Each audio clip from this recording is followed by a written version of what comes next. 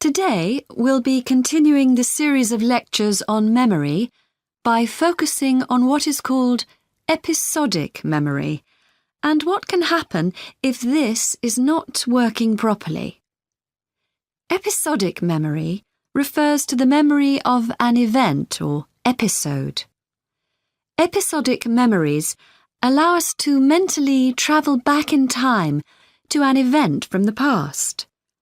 Episodic memories include various details about these events. For example, when an event happened and other information such as the location. To help understand this concept, try to remember the last time you ate dinner at a restaurant. The ability to remember where you ate, who you were with, and the items you ordered are all features of an episodic memory. Episodic memory is distinct from another type of memory called semantic memory. This is the type of factual memory that we have in common with everyone else. That is your general knowledge of the world.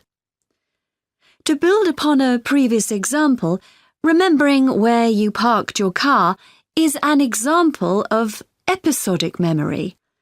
But your understanding of what a car is and how an engine works are examples of semantic memory.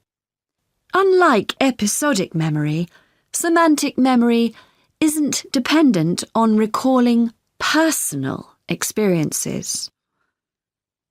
Episodic memory can be thought of as a process with several different steps of memory processing, encoding, consolidation, and retrieval.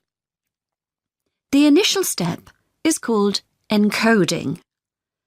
This involves the process of receiving and registering information which is necessary for creating memories of information or events that you experience.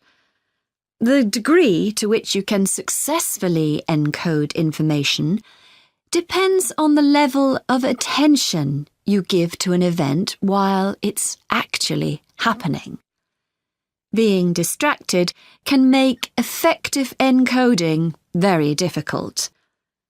Encoding of episodic memories is also influenced by how you process the event. For example, if you were introduced to someone called Charlie, you might make the connection that your uncle has the same name.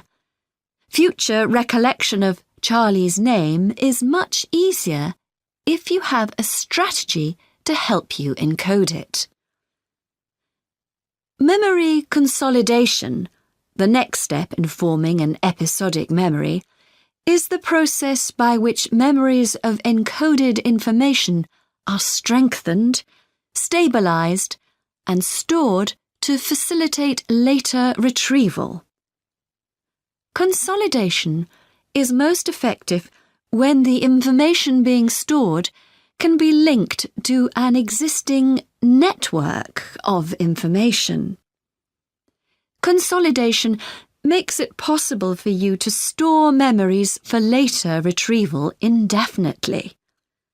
Forming strong memories depends on the frequency with which you try to retrieve them. Memories can fade or become harder to retrieve if they aren't used very often. The last step in forming episodic memories is called retrieval, which is the conscious recollection of encoded information.